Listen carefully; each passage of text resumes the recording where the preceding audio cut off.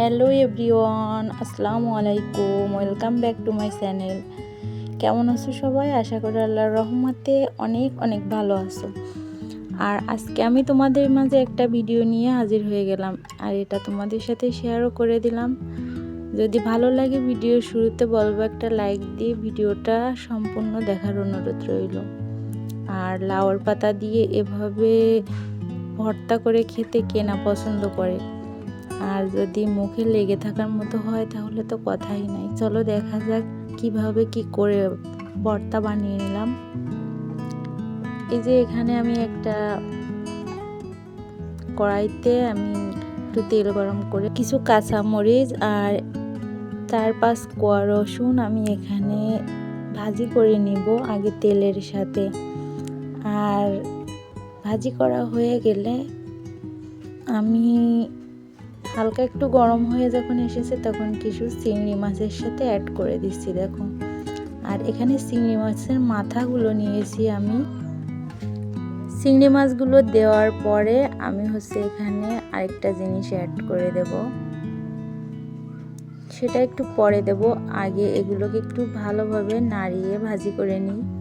তোমরা অবশ্যই চেষ্টা করবে এখানে চিংড়ি মাছের মাথাগুলো নেওয়ার জন্য, কারণ চিংড়ি মাছের মাথাটা দিয়ে যদি কদুর পাতা ভর্তা করা হয় অথবা লাউয়ের পাতা, কিন্তু অসাধারণ একটা টেস্ট আসে। আর এইভাবে ভর্তা বানিয়ে খেলে পরিবারের সবাই কিন্তু আঙ্গুল চেটে পুটে খাবে। আর অবশ্যই সবাই আরেকবার রিকোয়েস্ট করবে বানিয়ে দেওয়ার জন্য। তাই তোমাদের মাঝে আমি এটা শেয়ার করছি, আর তোমরা একবার এইভাবে বানিয়ে খেয়ে দেখো।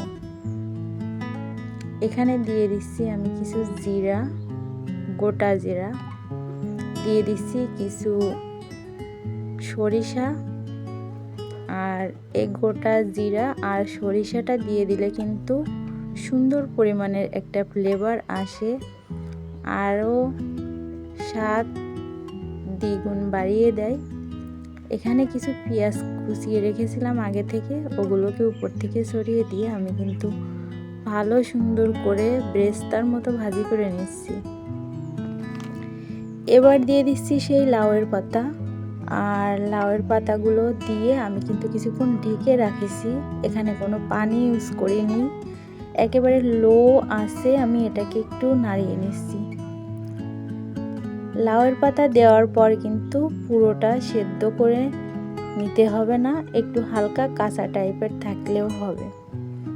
আর যদি পুরোটা সিদ্ধ করে নিতে হয় কিন্তু অনেক সময় আছে ওটা পুড়ে যায়, আর পুড়ে গেলে কিন্তু ভর্তাটা স্বাদ লাগবে না।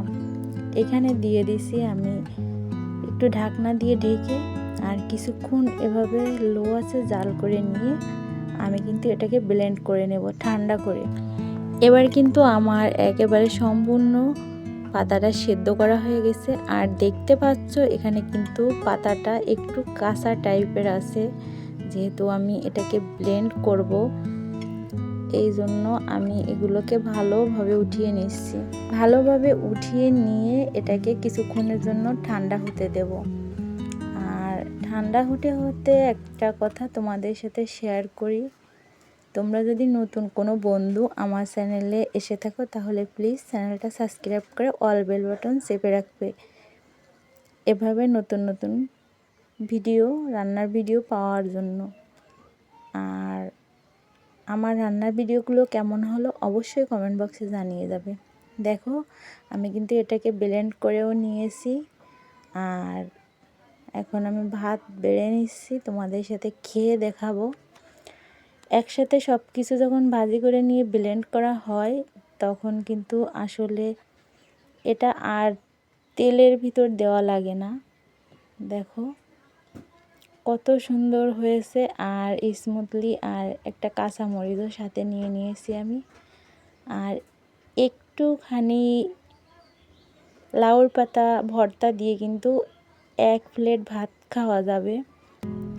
আর ভর্তাটা কিন্তু এতটাই টেস্ট হয়েছিল, আমি তো যখন ব্লেন্ড করছিলাম তখন কিন্তু এইখান থেকে আমি একটু চেক করে নিচ্ছিলাম যে কতটা হয়েছে টেস্ট। আজকে পর্যন্তই। আল্লাহ হাফেজ।